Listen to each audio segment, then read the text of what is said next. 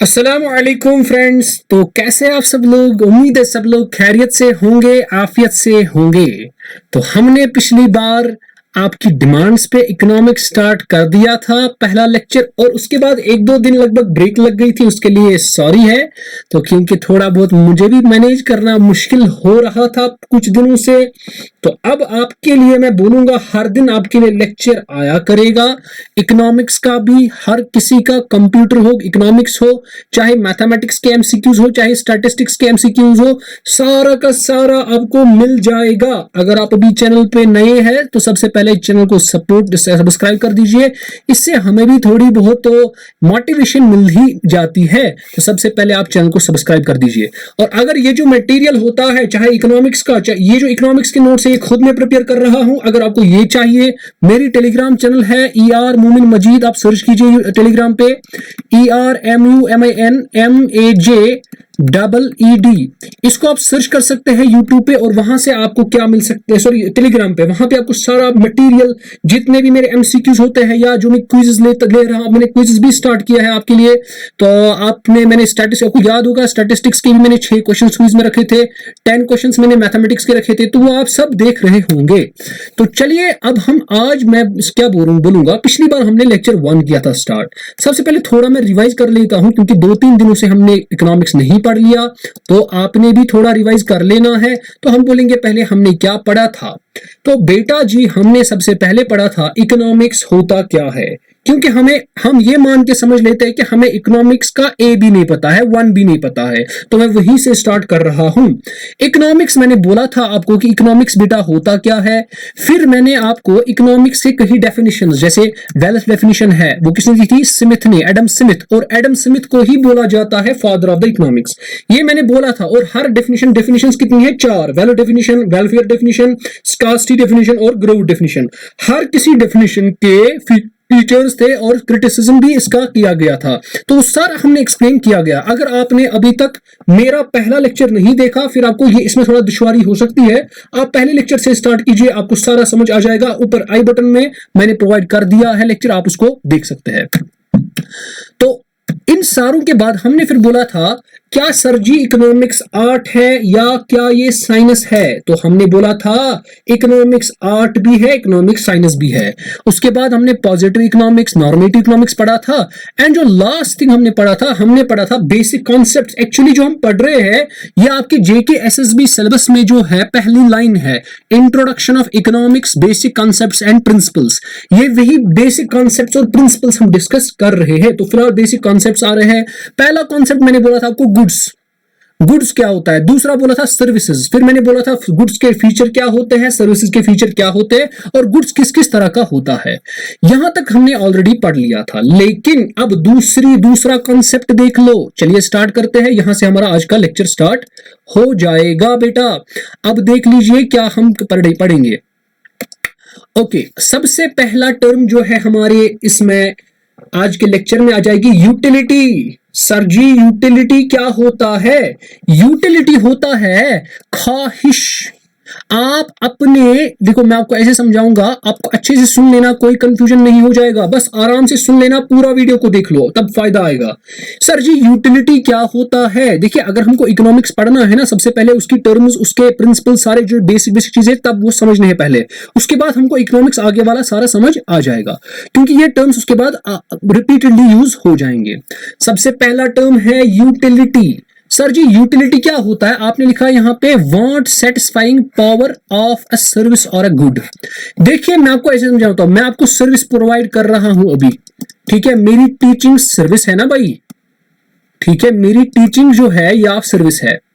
अब आपको क्या चाहिए? आपको ख्वाहिश है, आपको भी भूख लग गई है, किसकी? लेट सपोज इकोनॉमिक्स की। आपको भूख लगी है किसकी? लेट सपोज मैथ्स पढ़ने की। लेट सपोज आपको भूख लगी है किसकी? लेट सपोज स्टैटिस्टिक्स की। लेट सपोज आपको भूख लगी है कंप्यूटर की। आप क्या कर रहे हो? आप मेरी सर्विसेज को लोगे। सर्विसेज को लोगे, मेरी टीचिंग्स को देखोगे, पढ़ लोगे, सारे सब्जेक्ट्स पढ़ लोगे। अब उन मेरी टीचिंग से, ये मेरा सर्विस है, मेरी सर्विस है, इन सर्विसेज से कोई बंदा कितना सेटिस्फाई हो सकता है, उसके ख्वाहिशात कितनी सेटिस्फाई हो सकती है, उसको बोलते हैं यूटिलिटी। इसका मतलब जो भी कोई कमोडिटी, जो भी कोई प्रोडक्ट, जो भी कोई गुड या जो भी कोई सर्विस होता है, उसकी want capability, want satisfying capability होती है, यानी वो किसी ऐसे आदमी को सेटिस्फाई कर सकता है। अगर लेट्स सपोज मैं एक बंदा हूं, मेरी वांट है कि मैं अभी वाटर पीऊं, ये मेरी ख्वाहिश है, अभी मैं वाटर पीता, तो अब मैं क्या करूंगा, मैं मिनरल वाटर लाऊंगा, जो भी आते हैं बाजार में मिनरल वाटर खरीदूंगा, 12 रुपए 20 रुपए की कितनी की आती है। अब इस मिनरल वाटर में यूटिलिटी प्रेजेंट होती है, उसी यूटिलिटी से मुझे सेटिस्फेक्शन मिलती है उस पानी पीने से, ठीक है। तो इसका मतलब यूटिलिटी होता है want satisfying power of a service और अ गुड। हर किसी गुड में, जैसे इसमें मिनरल वाटर की बोतल थी, ये गुड है, इसमें एक वांट सेटिस्फाइंग पावर है, लेकिन कौन सी वांट को सेटिस्फाई करेगा, पानी पीने की वांट को। इसी तरह जो भी गुड्स होते हैं, जैसे मिसाल अगर मैं कोई बुक बनाऊंगा, मैं अपनी बुक बनाऊंगा, लेट्स सपोज एमसीक्यू की बुक मैंने खुद बनाई, तो इसमें भी वांट सेटिस्फाइंग पावर होता है, ठीक है, लेकिन उसको सेटिस्फाई नहीं करेगा उस वांट को जिसके रिलेटेड होगी नहीं। जैसे मिसाल आपको लेट्स सपोज लेज खाने का मन कर रहा है, आप उठाओगे मेरी बुक और देखोगे सर आपकी बुक में तो कोई यूटिलिटी नहीं है। अरे भाई मेरी बुक में यूटिलिटी वही होगी ना जो आपके, अगर उसके रिलेटेड होगी। अगर आपको मैथमेटिक्स पढ़ना है, आपकी मैथमेटिक्स की जो ख्वाहिश है, वांट है, जो आपकी जरूरत है, वो मेरी एमसीक्यू बुक आपको सेटिस्फाई कर सकती है। तो हर किसी चीज में यूटिलिटी होती है। अब किसी चीज में ये यूटिलिटी कम होती है, किसी चीज में ज्यादा होती है। जैसे हो सकता है मेरी बुक में यूटिलिटी मिसाल आप उतने सेटिस्फाई नहीं हो जितनी लेट्स सपोज कोई और पब्लिकेशन बुक है, ठीक है, तो उसमें ज्यादा यूटिलिटी आपको मिल रही है। तो इसी तरह जैसे मिसाल के तौर पर आपके पास दो प्रोडक्ट्स है, मैं ऐसे समझाऊंगा, आप लेज भी खाते हो, आप बिंगो भी खाते हो, आप अंकल चिप्स भी खाते हो, तीनों के तीनों एक ही प्रोडक्ट्स है, लेकिन जो मजा लेज में आता है मुझे पर्सनली, वो मुझे अंकल चिप्स में नहीं आता, वो मुझे बिंगो में नहीं आता। इसका मतलब लेज की मेरे लिए और हर किसी पर्सन के लिए यूटिलिटी डिफरेंट होती है। जैसे मिसाल आपके लिए लेज अच्छा है, लेकिन किसी और के लिए बिंगो से उसको यूटिलिटी अच्छी मिल रही है, उसकी जो वांट्स होती है वो ज्यादा बिंगो से सेटिस्फाई हो रही है। इसका मतलब उसके हिसाब से बिंगो में यूटिलिटी ज्यादा है, मगर आपके हिसाब से लेज में यूटिलिटी ज्यादा है। तो ये भी डिपेंड करता है, वेरी करता है फ्रॉम पर्सन टू पर्सन। आगे इसकी फीचर्स आएंगे, वो मैं सारा पढ़ा दूंगा। तो इसका मतलब आपने यूटिलिटी समझा होगा कि यूटिलिटी होता क्या है। अब आगे आ जाओ, बोलता है every commodity has some utility. मैंने आपको बोला अगर कोई भी चीज होगा, चाहे उसके कम ही कितने कंज्यूमर्स होंगे, जितने भी लो कंज्यूमर्स होंगे, अगर दो ही कंज्यूमर्स भी होंगे, लेकिन यूटिलिटी होती है कुछ ना कुछ सर्टिफिकेशन मिलती है। अगर 1% मिलेगी किसी चीज से सर्टिफिकेशन, लेकिन होती जरूर है। अगर 0.001 भी होगी सर्टिफिकेशन परसेंट, तो ये भी लेकिन होती तो जरूर है, 0% नहीं होती है, ठीक है। तो चलिए आगे चलते हैं हम। दूसरा, वांट्स और सेटिस्फाइड। लेकिन मैंने बुक बनाई एमसीक्यू मैथमेटिक्स की, आपको मैथमेटिक्स की बुक लगी, आपको कब ये अपनी जो ये वांट है ये कब सेटिस्फाई होगी, जब आप मेरी बुक को पढ़ोगे, यानी मेरी बुक को कंज्यूम करोगे, मेरे सर्विस को कंज्यूम करोगे, ऑप्ट करोगे, और ऑप्ट करने के बाद देखोगे भी बुक्स। ऐसे नहीं कि आपने बुक लाई तो रख ली ताकिश पे, ठीक है, नहीं रख लिया आपने साइड में कबाड़ में रख लिया, नहीं, आपको क्या करनी है, फिर बुक पढ़नी भी है। इसी तरह अगर आपने लेज लाया, आपका अभी वांट है, आपको बुक लगी है लेज की, अब ये लेज आपको बुक मिटा सकता है, इसमें है वो सेटिस्फिकेशन पावर, आपकी ख्वाहिश को या आपकी बुक को खत्म कर सके। लेकिन वो तभी बुक खत्म हो सकती है जब आप इसको कंज्यूम करोगे। विदाउट कंज्यूमिंग द गुड्स आपकी यूटिलिटी, आपके जो वांट्स होते हैं वो सेटिस्फाई नहीं होते हैं। इसका मतलब ये होता है यूटिलिटी प्रोडक्ट में तब भी होती है जब आप कंज्यूम नहीं करते हो, और तब भी होती है जब कंज्यूम करते हो। लेकिन जब कंज्यूम नहीं किया जाता, अभी तक हमने कंज्यूम नहीं किया लेट्स सपोज लेज को, तो इसका मतलब अभी तक इसकी यूटिलिटी जाहिर नहीं हुई है। जब आप कंज्यूम कर लोगे इस लेज के पॉकेट को, उसके बाद आपको अब इसकी यूटिलिटी जो है ना, अब आपको पता चलेगा कि हाँ इसमें वांट सेटिस्फाइंग पावर जो है वो कितना है। इसका मतलब यूटिलिटी एक स्टेज पे जाहिर होती है, एक स्टेज पे हिडन होती है। हिडन कब होती है, जब आप उसको कंज्यूम नहीं करते हो उस प्रोडक्ट को, और जाहिर कब आ जाती है जब आप उस प्रोडक्ट को कंज्यूम करते हो। ठीक है, अब हमारे पास यूटिलिटी के कुछ टाइप्स है, यानी सॉरी कैरेक्टरिस्टिक्स है, फीचर्स है। मैंने कुछ फीचर्स मैंने एक्सप्लेनेशन में भी बोल दिए हैं, आप अगर आप इसको समझ लीजिए। Utility is psychological. बेटा जी यूटिलिटी जो है ना वो साइकोलॉजी पे डिपेंड करता है। सर जी क्या मतलब? मिसाल के तौर पर मैं नॉन वेज हूं, मिसाल के तौर पर दूसरा बंदा वेज है, मेरे लिए वेज प्रेफरेंस है, मेरे लिए नॉन वेज प्रेफरेंस है, नॉन वेज से मुझे कोई मजा ही नहीं आता। इसका मतलब मेरी वांट सेटिस्फाई होती है नॉन वेज से, दूसरा बंदा उसकी वांट्स होती है सेटिस्फाई बाय वेज से। इसका मतलब ये साइकोलॉजी पे डिपेंड करता है, आपकी साइकोलॉजी कैसे है उसी हिसाब से आपकी वांट सेटिस्फाइंग हो जाएंगी, वांट सेटिस्फाई हो जाएंगे। अगर मैं वेज खाऊंगा मेरी वांट सेटिस्फाई नहीं हो जाएगी, लेकिन अगर वही दूसरा पर्सन खाएगा उसकी वांट सेटिस्फाई हो जाएगी। ठीक है, तो ये डिपेंड करता है साइकोलॉजी पे। अब देख लो बेटा, आराम से देख लेना। Utility does not imply pleasure. इसका मतलब ये नहीं कि आपकी ख्वाहिश पूरी हो गई आपको मजा आएगा, नहीं बेटा। जैसे मेडिसिन है, एक बीमार आदमी है, सिक पर्सन है, यहाँ पे मैं लिखा है सिक पीपल, सिक पर्सन है, उसको बेचारे को मेडिसिन की जरूरत है, मगर ऐसा नहीं है कि उसको मजा आ जाएगा, उसकी एक ख्वाहिश है। उस बेचारी की तो एक ख्वाहिश नहीं, बेचारी की जरूरत है। तो जरूरत अलग चीज होती है, ख्वाहिश अलग चीज होती है। ठीक है, जरूरत अलग चीज होती है, ख्वाहिश अलग चीज होती है। तो बेचारा जो सिक पीपल होता है उसको कैसे प्लेजर मिलेगा दवाई खाने से? कभी कभार तो दवाई टीका भी होता है, कभी कभार भाई इंजेक्शन लेना पड़ता है। क्या इंजेक्शन से सेटिस्फिकेशन मिलती है? इंजेक्शन उससे तो लगती है, थोड़ी बहुत तो लगती है ना।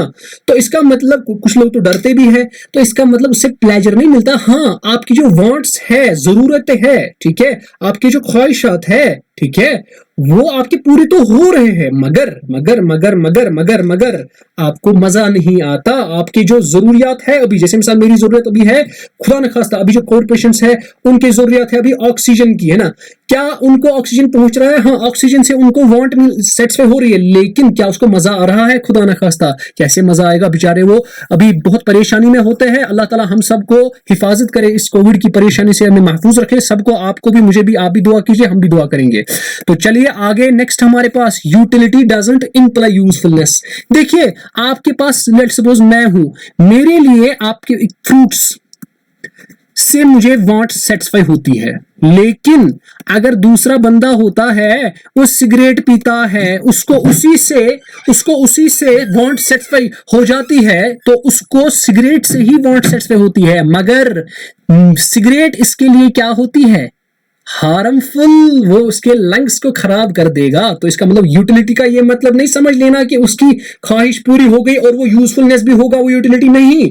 कभी कभार आपकी यूटिलिटी क्या होगी? वो यूजफुल ही नहीं होगी। जैसे यहाँ पे सिगरेट वो पी रहा है, उसको तो मजा आ रहा है, उसकी वांट सेटिस्फाई हो रही है, उसको सिगरेट पीने की भूख थी, लेकिन उसके लिए वो यूजफुल नहीं था। अब देख लेते हैं आगे आगे आगे। देखो, यूटिलिटी इज पर्सनल। मैंने आपको पहले ही बोला, लेट सपोज आप लेज खा रहे हो, दूसरा बिंगो खा रहा है, उसके लिए बिंगो अच्छा है, आपके लिए लेज से आपकी वांट सेटिस्फाई होती है, उसके लिए बिंगो से हो रही है। इसका मतलब पर्सनल है, ये डिपेंड करता है पर्सन टू पर्सन। एक पर्सन की अलग ख्वाहिशात अलग चीज से वांट सेटिस्फाई होती है, दूसरे पर्सन को दूसरी चीज से होती है।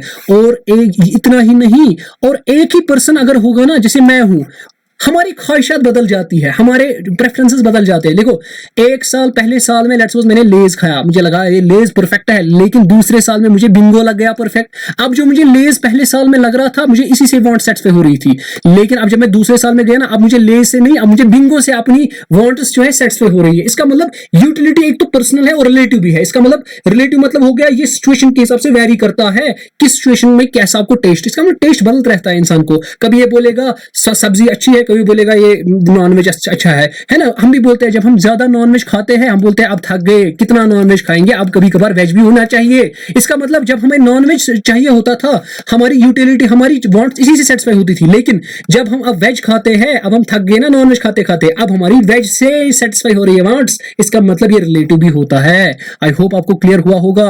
Utility is a function of intensity. ये INT मैंने लिखा इंटेंसिटी, इसलिए मैं बोलता हूं अगर आप खाली नोट्स पढ़ रहे हो, आपको हो सकता है कहीं चीजें समझ नहीं आ रही होंगी, इसलिए मैंने नोट्स जैसे बनाए हैं। ठीक है, यूटिलिटी इज, हाँ बहुत ही आपको फायदा मिल सकता है। अगर आपको ये चाहिए आप यूट्यूब टेलीग्राम पे आ सकते हैं।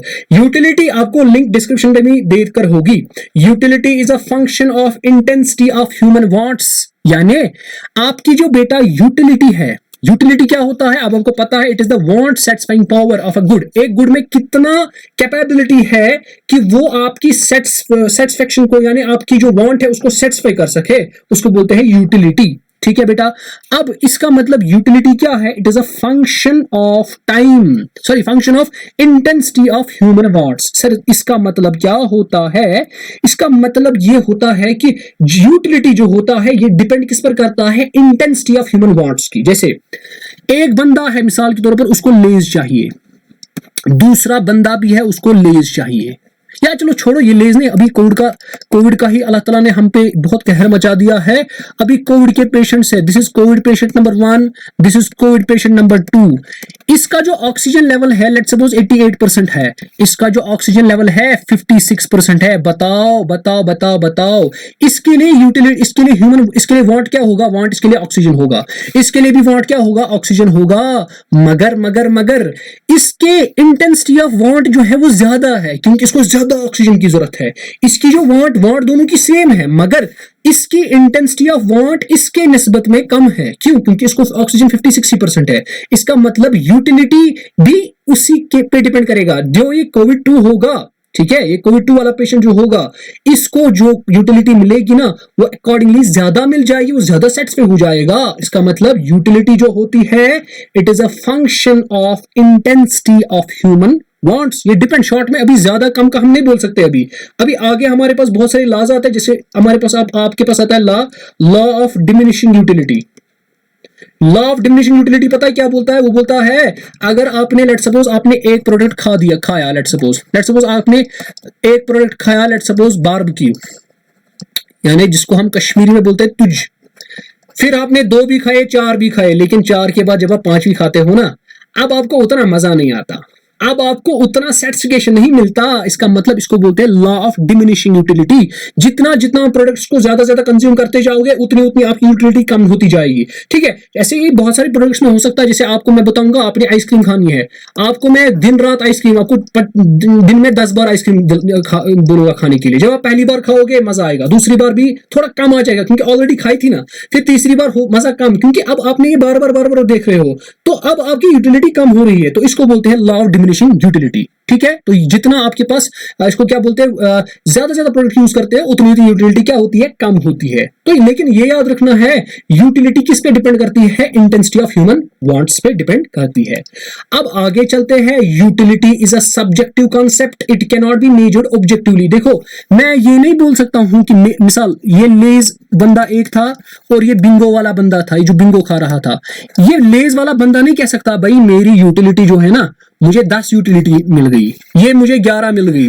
बेटा जी यूटिलिटी को न्यूमेरिकली मेजर नहीं कर सकते हो, वो इसको नंबर्स में नहीं रिप्रेजेंट कर सकता है। हाँ, वो सब्जेक्टिव में कहेगा, वो कहेगा देखो मुझे इतना इतना इतना मजा आया, मुझे इतना मजा आया कि मेरे दिल को इतना सुरूर हुआ कि मुझे फिर ये हुआ वह फलाना हुआ। बिंगो 2 बोलेगा नहीं मुझे उतना तो नहीं आ गया, बस जुबान पे स्वाद आ गया, दिल में कुछ नहीं हो गया। तो इसका मतलब वो सब्जेक्टिव, वो एक्सप्लेन करेगा इस चीज को, मेरी अपनी यूटिलिटी को वो एक्सप्लेन करेगा कि मैं कितना सेटिस्फाई हो गया, लेकिन वो नंबर्स में नहीं कह पाएगा कि मेरी यूटिलिटी 10 थी, मेरी यूटिलिटी 11 थी। होप समझ आ रहा होगा। अब नो इथिकल मीनिंग, देखो जो मैं बोल रहा हूं ना बहुत ही इंपॉर्टेंट है, बहुत कंसेप्चुअल है। इकोनॉमिक्स मजेदार सब्जेक्ट है, लेकिन जब आप इसको पढ़ोगे बहुत इंटरेस्टिंग है। नो इथिकल और मॉरल सिग्निफिकेंस, बेटा जी इसमें इथिकल जो है, मॉरल जो वैल्यूज होते हैं ना वो लॉस हो जाते हैं। जैसे मिसाल के तौर पर एक किलर होता है और एक कुक होता है। कुक नाइफ से क्या करता है, वो करता है नाइफ से काटता है, सब्जियां वब्जियां काटता है, गोश्त वोश्त काट देता है, ये सारी चीजें काटता है। इसका मतलब ठीक है उसका मॉरल वैल्यू है, ठीक है उससे कोई मॉरल वैल्यू डिग्रेड नहीं हो रहा है। लेकिन किलर भी नाइफ यूज करता है, उसके लिए जो नाइफ होती है ना, इस नाइफ से वो अपनी वांट सेटिस्फाई करता है किसी को किल करने के लिए। तो जब वो किसी को किल करता है, मारता है, उससे मॉरल वैल्यूज डिग्रेड हो जाते हैं। इसका मतलब इस यूटिलिटी का कोई मॉरल सिग्निफिकेंस नहीं है, ये कोई मॉरल चीज नहीं सिखाता, बस ये सिखाता है कि अपनी वांट्स को सेटिस्फाई करो, सेटिस्फाई करो, सेटिस्फाई करो। ठीक है, मगर आपकी वांट सही भी है या गलत है वो यहां पर यूटिलिटी में इंक्लूड नहीं हो जाता है। आई होप क्लियर हुआ होगा। तो चलिए अगली स्लाइड पे आ जाते हैं हम। Next slide, types of utility. Sir क्या टाइप्स भी है यूटिलिटी के? हाँ बेटा जी, टाइप्स भी है यूटिलिटी के। सर कौन कौन सी टाइप है? Number 1 form utility. अब आपकी लेट सपोज आपकी जो आपका आप प्रोडक्ट जो है, लेट सपोज आप प्रोडक्ट ले रहे हो, लेट सपोज आपके पास लेट सपोज फ्रूट है, फ्रूट से ही जूस बनता है ना? तो आप कह सकते हो जूस के लिए फ्रूट जो है ना ये रॉ मटेरियल है ना? अब फॉर्म यूटिलिटी कौन सी यूटिलिटी होती है? जब आपको खाली यूटिलिटी मिल जाती है कुछ फॉर्म्स में और कुछ फॉर्म्स में नहीं मिलती है। जैसे मिसाल जूस भी असल में वही है, फ्रूट भी यही है, लेकिन जूस फ्रूट की दूसरी फॉर्म कह सकते हो। आप कह सकते हो it is a liquid form of fruits, क्योंकि इसी को लिक्विड फॉर्म में बनाया जाता है। तो लेकिन आपको जूस पसंद होता है, जूस से आपकी सेटिस्फिकेशन होती है, मगर फ्रूट से नहीं होती है।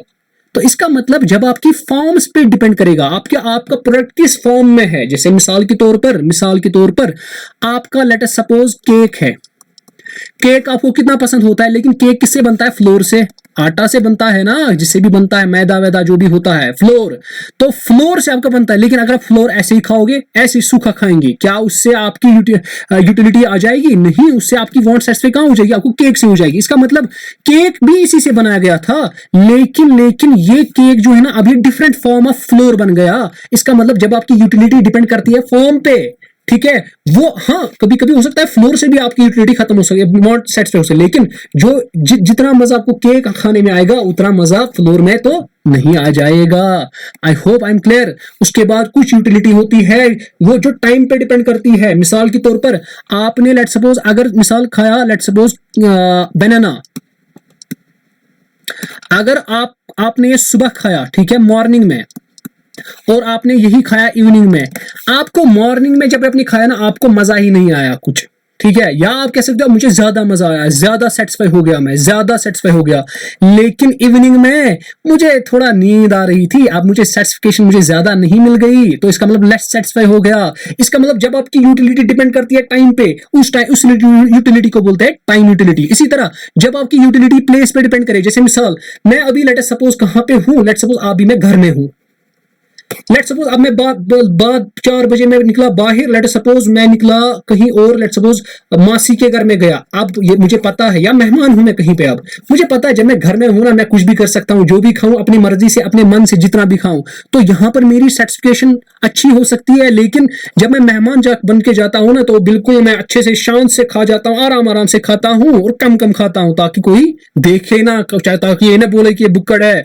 तो इसलिए वहां पर सेटिस्फिकेशन हमारी कम हो जाती है, घर में सर्टिफिकेशन कम मिलती है। इसका मतलब प्लेस पे डिपेंड कर रही है, इसका मतलब प्लेस यूटिलिटी बन गया। समझ आ रहा है बेटा कि नहीं? इसके बाद सर्विस यूटिलिटी। सर्विस यूटिलिटी होता है जब आपको सर्विसेज से यूटिलिटी मिलती है। मिसाल आप मेरी सर्विस ले रहे हो, आप मेरे से पढ़ रहे हो टीचिंग, तो इससे आपको अगर मिलती है, या आप मिसाल किसी और लेट्स सपोज आपने कारपेंटर लाया, कारपेंटर से आप सर्विस ले रहे हो, उस सर्विस से आपको अपनी यूटिलिटी मिल रही है, मतलब सेटिस्फाई हो रही है आपकी वांट्स, तो उसको बोलते हैं हम सर्विस यूटिलिटी।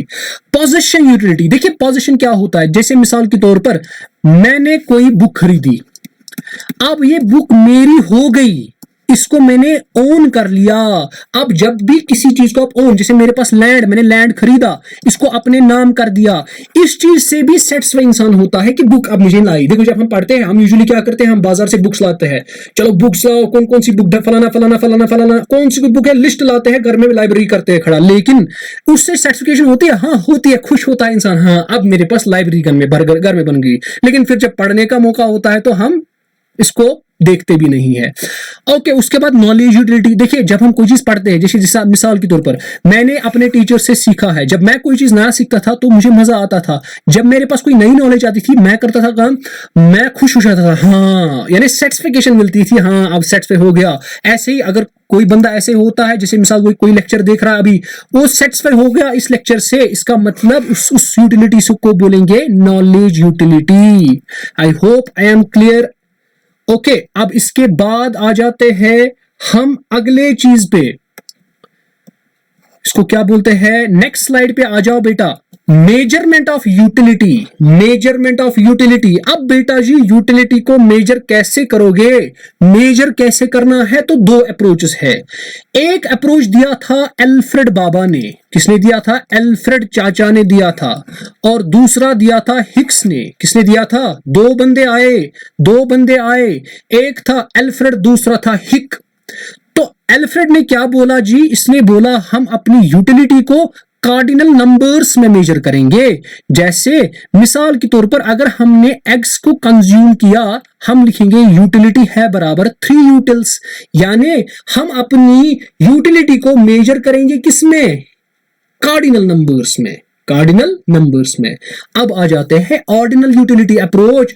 उसने बोला जी हम नंबर्स में नहीं, ये अप्रोच थे।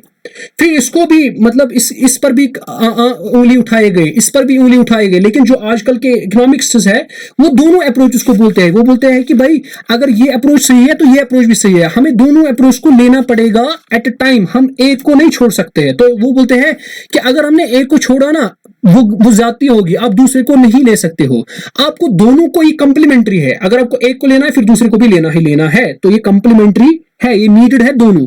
तो दूसरे ने क्या बोला, उसने बोला जी कार्डिनल नंबर्स में हम यूटिलिटी को मेजर नहीं करेंगे, हम क्या करेंगे, हम खाली बोलेंगे अगर आपने बनाना खाया या लेज खाया, हम बोलेंगे खाली मेरी यूटिलिटी थी हाई।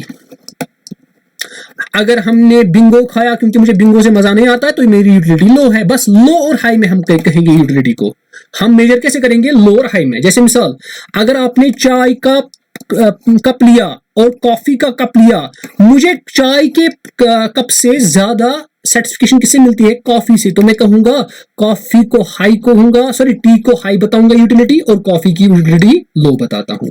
और ये इंपॉर्टेंट है कि ये आ सकता है कार्डिनल यूटिलिटी अप्रोच किसने दिया था, एल्फ्रेड मार्शल। आगे चलिए बेटा, अगर आप लेक्चर एंजॉय कर रहे हो आप इसको शेयर करना ना भूले अपने सारे फ्रेंड्स के साथ, अपने सारे फ्रेंड्स के साथ जो फाइनेंस अकाउंटेंट के लिए प्रिपरेशन कर रहे हैं। और इतना ही नहीं, ये जूनियर स्टैटिस्टिकल असिस्टेंट और जितने भी बाकी एग्जाम्स है, जैसे मिसाल के तौर पर सब इंस्पेक्टर है, जैसे इंस्पेक्टर है, और जैसे आगे आने वाले एग्जाम्स मिसाल जैसे पटवारी होगा, जैसे बहुत सारे एग्जाम्स होंगे जिसमें इकोनॉमिक्स होगा, और वो सारी चीजों को ये कवर करेगा। तो आप इसको सब्सक्राइब भी कर दीजिए और वीडियो को पहले से लास्ट तक पूरा देखा कीजिए, ठीक है। तो चलिए बेटा, अब आते हैं हम नेक्स्ट स्लाइड पे। अब तीसरी टर्म, सर जी यूटिलिटी के बारे में आपने बहुत ज्यादा बोल दिया, अब आगे भी बोल दीजिए। प्राइस, एक होता है प्राइस, बेटा जी प्राइस तो सबको पता है, लेकिन अब देखते हैं इकोनॉमिक्स में प्राइस का मतलब क्या होता है। प्राइस होता है जो भी कोई आपका गुड होगा, जैसे मेरे पास गुड है कोई, मिसाल के तौर पर मैंने बुक लाई, अब इस बुक का मनी में कितना वैल्यू है, मनी वैल्यू कितना है, इसको उसको बोलते हैं प्राइस। अब लेकिन मिसाल मैंने बुक लाई, बुक बनाई मैंने, इसका कुछ प्राइस होगा, लेकिन सर जी ये जो प्राइस होगा ना, ये किससे मतलब डिटरमाइन होता है, आप कितना प्राइस रखोगे वो किस पे डिपेंड करता है। मैं देखूंगा डिमांड क्या है, जितनी मेरे पास डिमांड ज्यादा होगी उस हिसाब से मैं प्राइस अपना रखूंगा, और सप्लाई भी देखूंगा। फिर डिमांड के बाद मैं सप्लाई कितना कर सकता हूं, अगर मेरी डिमांड 100 है और सप्लाई कितना कर सकता हूं, उस पे उस हिसाब से हम प्राइस निकालते हैं, ठीक है। और बताना है प्राइस, जब हमने प्राइस निकाला, price determines what goods are to be produced. Price से हमको ये पता चलता है कि हमें कौन से प्रोडक्ट बनाने चाहिए और कितनी क्वांटिटीज में बनाने चाहिए। इसका मतलब याद रख लो सर जी, क्या याद रख ले कि प्राइस जो होता है ये फिक्स होता है by the forces of demand and supply. Sir demand and supply क्या होता है, देखिए आप डिमांड एंड सप्लाई आपको ज्यादा यूज होगा आपको इकोनॉमिक्स में। डिमांड में से मिसाल बुक आपको जरूरत है, इसका मतलब मेरे लिए आप ये डिमांड है, आप बुक को डिमांड कर रहे हो, अब फिर मैं आपको दूंगा यहां से वो बुक, वो होता है सप्लाई। अब डिमांड होता है वो आप करते हो, वो कस्टमर करता है किसी चीज को डिमांड, किसी चीज को ढूंढता है, जैसे आप मिसाल के तौर पर आप बुक को ढूंढते हो, किसी बुक को, तो वो डिमांड होगी। फिर सप्लायर कितना सप्लाई कर सकेगा उसको बोलते हैं सप्लाई। तो डिमांड एंड सप्लाई। अब देख लो उसके बाद, it also decides how the goods are to be produced. इसका मतलब प्राइस 3 चीजें काम करता है। पहली चीज ये आपको ये बताएगा कि आपको कितने प्रोड्यूस करने चाहिए, फिर आपको बताएगा कितने क्वांटिटी में बनाने चाहिए, मतलब कितने कौन सा गुड बनाना है। मिसाल गुड्स बहुत सारे हैं, गुड्स बुक भी है, गुड्स आपके पास बहुत सारे हैं ना, तो प्राइस आपको ये बताएगा कि आपको कौन सा बनाना चाहिए जब आपने प्राइस फिक्स किया। फिर आपको ये भी बताएगा कि अगर आप कोई चीज बना रहे हो तो कितने क्वांटिटीज में बनाओ। फिर आपको ये भी कहेगा कि आपको इन गुड्स को कैसे प्रोड्यूस करना है, क्या आपको मशीन्स के जरिए प्रोड्यूस करना है या लेबर्स लगाकर प्रोड्यूस करना है, तो आप वैसे भी आप इसको देख सकते हो। ठीक है, तो समझ आ गया प्राइस। तो चलिए आगे। सर जी मार्केट, चौथी टर्म हमारे पास मार्केट है। सर जी मार्केट क्या होता है? देखिए मार्केट आप वो नहीं बोलते हैं, इसमें इसको क्या बोलते हैं मार्केट वो नहीं होता है जैसे हम बाजार जाते हैं, फिर बाजार में दुकानदार हो, वहां पर वो हो शोर शराबा हो, वो हो नहीं। मार्केट सिंपली एक होता है जहां पर बायर और जो होता है, मिसाल मतलब जो इसको क्या बोलते हैं, सेलर, बेचने वाला और खरीदने वाला दोनों एक जगह पर मिल रहे हैं ताकि वो गुड्स एक्सचेंज करे, सर्विसेज को एक्सचेंज करे।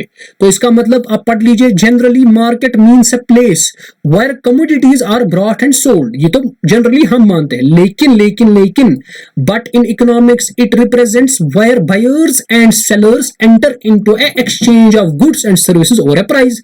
इसका मतलब जैसे मिसाल हम ऑनलाइन पे अभी पढ़ा रहा हूं, अभी तो मैंने आपके को चार्ज नहीं मांगा है, लेकिन अगर मैं आपको चार्ज मांगू तो ये भी आपका एक, ये मेरे लिए मार्केट बन जाएगा, ये हमारे लिए इकोनॉमिक्स का एक मार्केट है, क्योंकि यहाँ पे बायर्स और सेलर्स मिल रहे हैं। हालांकि बाजाहिर में कोई दुकानदार नहीं, कोई वो नहीं, कोई फलाना नहीं, कोई मार्केट नहीं, कोई जगह नहीं है, तो प्लेस नहीं है। लेकिन जैसे मिसाल अमेज़न पे आप शॉपिंग करते हो, फ्लिपकार्ट पे, वो भी हमारे लिए मार्केट ही है ना। तो आगे चलिए बेटा, इस पे तो इतना इंफॉर्मेशन काफी है। आगे चलिए कॉस्ट पे। सर कॉस्ट क्या होता है? देखिए जब भी आप कोई प्रोडक्ट बनाते हो, उस प्रोडक्ट को बनाने पर कोई कॉस्ट लगता है, लेकिन कॉस्ट किस पर लगता है? दो चीजों पर लगता है। देखिए जब आप कोई चीज बनाते हो, पहले आप रॉ मटेरियल्स कलेक्ट करते हो, इसका मतलब रॉ मटेरियल्स कलेक्ट करते हो उस चीज को बनाने के लिए, है ना। जाहिर सी बात है, जैसे मकान बनाना होगा, हम पहले ईंट लाएंगे, रेत लाएंगे, बाजरी लाएंगे और सीमेंट लाएंगे, जो भी और आयरन लाएंगे, सारा चीज लाएंगे, उसके बाद हमारा और वुड भी लाते हैं, उसके बाद हम मकान खड़ा कर लेंगे। इसका मतलब हमारा असल मोटिव था मकान बनाना, लेकिन हमने पहले रॉ मटेरियल को भी लाया ना जिससे बनेगा। इसी तरह अगर हमको कोई गुड बनाना है, हम क्या करते हैं? हम एक्सपेंस करते हैं। लेकिन देखो जब हमने ये रॉ मटेरियल खरीदा, जैसे मकान पे बाजरी, सीमेंट और रेत और ब्रिक्स लाई थी, सारी चीजें लाई, लेकिन उस पर फिर और एडिशनल खर्चा लग गया ना, ताकि मैं उसको फॉर्म में ला सकूं जिससे मकान बनाया जाए। इसका मतलब हमने फिर उस पर एक्सपेंस किया, खर्चा किया। इसी तरह हम जब रॉ मटेरियल्स पर एक्सपेंसेस करते हैं तो हमारे पास एक गुड बनता है जिसको हम बेच सकते हैं। अब वो जो रॉ मटेरियल्स है ना, वो दो तरह के होते हैं। एक को बोलते हैं फैक्टर इनपुट, दूसरे को बोलते हैं नॉन फैक्टर इनपुट। बेटा जी जब हम एक्सपेंस लगाते हैं ना, हमारे एक्सपेंसेस दो जगह लग जाते हैं। एक लग जाते हैं फैक्टर इनपुट्स में। कहां लग जाते हैं? फैक्टर इनपुट्स में। जैसे मिसाल आपने कोई चीज बनाना है, अरे भाई बनाने के लिए पहले तो स्पेस चाहिए ना, प्लेस चाहिए ना, तो इसका मतलब प्लेस पर जो खर्चा आ जाएगा वो भी तो एक्सपेंस है। अब आपको लेबर लगानी है, लेबर भी तो है। अब आपको क्या करना है? आपको कैपिटल अमाउंट, आपके पास स्टार्ट करने के लिए तो कोई अमाउंट होना चाहिए ना, तो वो भी तो आपको देना है, एक्सपेंस वो भी है। और एंटरप्रेन्योर, कोई ऑर्गेनाइजेशन तो होनी चाहिए ना आपके, और एंटरप्रेन्योर बनना है आपको, वो भी आपको देना है, अपना आप भी देना है। इसका मतलब ये चीजें आपको इन पर एक्सपेंस कर रहे हो। अब दूसरा चीज, मिसाल आपका एंटरप्रेन्योर भी होना चाहिए कोई, जो आपको ऑर्गेनाइज वे में हर कोई चीज बताए कि कैसे क्या करना है, कैसे बनाना है। अब उसके बाद नॉन फैक्टर इनपुट्स भी है, जैसे रॉ मटेरियल, जो भी चीज आपको उसके बनाने में यूज हो जाएंगे वो भी। इन सारों चीजों पर फैक्टर इनपुट्स और नॉन फैक्टर इनपुट्स पर जो भी आपका खर्चा बन जाएगा वो आपका कॉस्ट होगा। आगे मैं इंशाल्लाह पढ़ाऊंगा, इंशाल्लाह आगे, कि कॉस्ट के कितने टाइप्स होते हैं, कॉस्ट के। और ये जो रेवेन्यू आप देख रहे हो इसके भी टाइप्स आगे, लेकिन फिलहाल मैं आपको कंसेप्ट दे रहा हूं कि कंसेप्ट कॉस्ट क्या होता है, रेवेन्यू क्या होता है। रेवेन्यू होता है जैसे मिसाल, अब सर जी हमने गुड बना लिया कोई, या हमने कोई सर्विस प्रोवाइड कर दी। अब उस गुड सर्विस से आपको कितना रेवेन्यू जनरेट हो गया, कितनी सेल्स आपने कर दी, sales of goods and services. आपने इन गुड्स एंड सर्विसेज से कितना टोटल में कमा लिया, इनकम कितनी बन गई। इसका मतलब ये हो गया आपका जो रेवेन्यू होता है बेटा, ये आपका आ जाता है आपके पास इसको उसके क्या बोलते हैं, कॉस्ट कितना लग गया था प्लस प्रॉफिट कितना आ जाएगा। I hope I am clear. बेटा समझ आ रहा है कि नहीं? इसका मतलब रेवेन्यू जो है, रेवेन्यू ये आ जाएगा आपके पास, कॉस्ट कितना लगा था यानी एक्सपेंस, फिर प्रॉफिट कितना आ जाएगा यानी टोटल में कितना अब आ गया वापस, सेल्स पे कितना आ गया टोटल। ठीक है, तो इसीलिए पढ़ लीजिए, total revenue represents the money obtain from the sales of all the unit. जब आप सारे यूनिट्स को खरीद भेजोगे उसके बाद आपको कितना अमाउंट मिल जाएगा, उसमें वो अमाउंट भी होता है जो आपने खर्चा किया था, वो अमाउंट भी होता है जो आपका फायदा है। इसका मतलब कॉस्ट भी आ जाएगा, प्रॉफिट भी आ जाएगा, PROFIT। तो इसका मतलब अगर आपको TR यानी रेवेन्यू, टोटल रेवेन्यू निकालना है ना, P multiplied by Q। Sir P क्या है, Q क्या है? P is the price of good, Q is the quantity of good. आपके पास कितनी क्वांटिटी सेल हो गई और एक क्वांटिटी की कितना प्राइस था, वही आपका रेवेन्यू बन जाएगा, मल्टीप्लाई कर दोगे। सिंपल सा मैथमेटिक्स है। आगे चलो बेटा, अभी तो आगे बहुत सारे कॉन्सेप्ट्स है, समझ आ रहा है कि नहीं? कमेंट सेक्शन में जरूर बताइए कैसा लग रहा है आपको, इकोनॉमिक्स में थोड़ा मजा आ रहा है कि नहीं आ रहा है? आगे चलो, अब इक्विलिब्रियम। अब बेटा जी इकोनॉमिक्स ने बोला इक्विलिब्रियम भी होता है भाई, हाँ इक्विलिब्रियम भी होता है। इक्विलिब्रियम के पहला चीज होता है स्टेबल इक्विलिब्रियम। इक्विलिब्रियम क्या होता है? Stable equilibrium. देखो जी, इक्विलिब्रियम प्रोफेसर स्टिग्लर ने स्टेट किया, इक्विलिब्रियम एक ऐसी पोजीशन होती है जहां पर टेंडेंसी नहीं होती है कि उधर इधर जाने की। ठीक है, इधर उधर जाने की टेंडेंसी नहीं होती है। जैसे मिसाल के तौर पर आपने ये, आप देख लीजिए, ये आपके पास ये आप ब्लू कलर से देख रहे हो, मैं यहां पे एक मिनट, ये जो आप ब्लू कलर से ये वाली लाइन देख रहे हो, ये डिमांड है। ये क्या है? डिमांड। और ये जो आप ये वाली लाइन देख रहे हो, ये सप्लाई है। ठीक है, this is the quantity demanded. देखो आपकी पहले डिमांड ज्यादा थी, तो जब क्वांटिटी डिमांड ज्यादा थी ना, आप उतना सप्लाई नहीं कर पा रहे थे, इसका मतलब सप्लाई कम थी। आप देख लीजिए, जब आपकी डिमांड ज्यादा थी, सप्लाई कम थी, ये इक्विलिब्रियम नहीं होता है। इक्विलिब्रियम वो पॉइंट होता है जितना आपकी डिमांड होगी उतना ही आपकी सप्लाई भी होगी।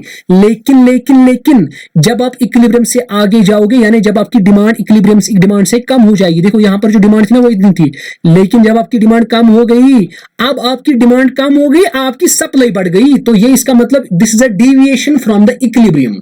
इक्विलिब्रियम किसको बोलते हैं? जब आपका सप्लाई और डिमांड बराबर होगा। इसका मतलब अब इक्विलिब्रियम के टाइप्स होते हैं, जैसा मिसाल कंज्यूमर्स इक्विलिब्रियम। एक इक्विलिब्रियम होता है कंज्यूमर के लिए। सर कंज्यूमर के लिए कौन सा इक्विलिब्रियम होता है? कंज्यूमर के लिए इक्विलिब्रियम तब होता है जब वो मैक्सिमम सेटिस्फिकेशन उन चीजों से ले सके। मिसाल के तौर पर उसने कोई प्रोडक्ट खरीदा, उसने कोई प्रोडक्ट खरीदा बेटा, चलो ठीक है, लेट्स सपोज उसने कोई गुड्स लाया, बुक लाई। अब इस बुक से कितना वो सेटिस्फाई हो रहा है। अगर वो लेट्स सपोज 50% सेटिस्फाई हो गया ना, इसको इक्विलिब्रियम नहीं बोलते हैं। अगर वो 100% सेटिस्फाई हो गया, मैक्सिमम जितना भी सेटिस्फाई हो सकता है, उसी को इक्विलिब्रियम बोला जाता है। The equilibrium of the producer. लेकिन प्रोड्यूसर के लिए इक्विलिब्रियम कुछ और अलग मायने रखता है। देखिए कंज्यूमर का क्या होता है मसला, कंज्यूमर को प्रोडक्ट अच्छा मिलना चाहिए, उसको सेटिस्फिकेशन मिलनी चाहिए जब वो प्रोडक्ट पकड़ेगा, तो इसके लिए इक्विलिब्रियम होता है। मतलब इक्विलिब्रियम रहना चाहिए, मतलब फिर आप ही के पास आना चाहिए इक्विलिब्रियम में रह गया, हाँ इसको सेटिस्फिकेशन मिल गई मेरे प्रोडक्ट से, वो इक्विलिब्रियम होता है कंज्यूमर का। लेकिन जो प्रोड्यूसर होता है, मेरा इक्विलिब्रियम कब होता है? जब मैं प्रॉफिट को मैक्सिमाइज करूं। जब मेरा प्रॉफिट मैक्सिमम बन जाएगा ना, तब मैं इक्विलिब्रियम में होता हूं। चलो भाई मैं खुश हो गया, इक्विलिब्रियम में हूं मैं, अभी मेरा प्रॉफिट मैक्सिमम हो रहा है। तो प्रोड्यूसर के लिए इक्विलिब्रियम होता है जब उसका प्रॉफिट मैक्सिमम होता है। लेकिन जो रिसोर्स होता है उसके लिए क्या होता है? इक्विलिब्रियम। रिसोर्स का इक्विलिब्रियम भी होता है सर, हाँ रिसोर्स का भी इक्विलिब्रियम होता है। देखिए रिसोर्स का इक्विलिब्रियम तब होता है जब इसको फुल्ली यूज किया जाए और फिर उसके बाद फुल्ली यूज करके उसकी मैक्सिमम पेमेंट हो जाए। ठीक है, तो रिसोर्स का जब हम फुल्ली यूज करेंगे, फिर उस फुल्ली यूज होने के बाद अगर मैक्सिमम पेमेंट उस रिसोर्स को मिल रही है, उस रिसोर्स से मिल रही है, ठीक है, तो उसको बोलेंगे रिसोर्स हमारा इक्विलिब्रियम में है। अब हमारे पास क्या आता है? पर्टिकुलर इक्विलिब्रियम और जनरल इक्विलिब्रियम। सिंपल सी बात है, जब हम एक ही सिंगल वेरिएबल्स पे फोकस करेंगे, एक ही वेरिएबल पर फोकस करेंगे, तो जो इक्विलिब्रियम हमारे पास तब बन जाएगा वो पर्टिकुलर है। और जनरल आपको पता है, अगर आपके पास बहुत सारे वेरिएबल्स को आप कंसिडर कर रहे हो, फिर जो आपके पास इक्विलिब्रियम बन जाएगा वो जनरल है। यहाँ पे कोई टफ ये है नहीं। आगे चलते हैं, अब है इनकम। सर जी इनकम क्या होता है? इनकम हमारे पास, आपको पता है इनकम, हमारी इनकम कितनी है भाई, इसको तो समझाने की जरूरत नहीं है। आप कितना अर्न कर रहे हो, आप कितना अर्निंग कैपेसिटी, आपकी अर्निंग कैपेसिटी कितनी है, ठीक है। तो इसका मतलब लेकिन सर जी इनकम तो हमें पता है, लेकिन इनकम के दो टाइप्स होते हैं। कौन कौन सा आप याद रखोगे, ये यूज हो जाएंगे। ये मैं क्यों पढ़ा रहा हूं ये बेसिक कॉन्सेप्ट्स, क्योंकि ये टर्म्स इकोनॉमिक्स में आगे आगे आगे आगे जितने लेक्चर्स आ जाएंगे उनमें ये ज्यादा यूज हो जाएंगे। तो इसलिए दिमाग बिठा लो कि हमें इन्हीं टर्म्स के साथ अपने आप को फैमिलियर करना है। तो आज मैं आपको इन टर्म्स के साथ फैमिलियर करा रहा हूं। अब आ जाओ नॉमिनल इनकम और रियल इनकम पे।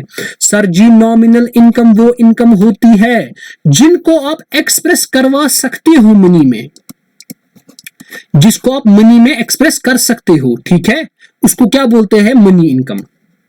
मिसाल उसको क्या बोलते हैं? Money income.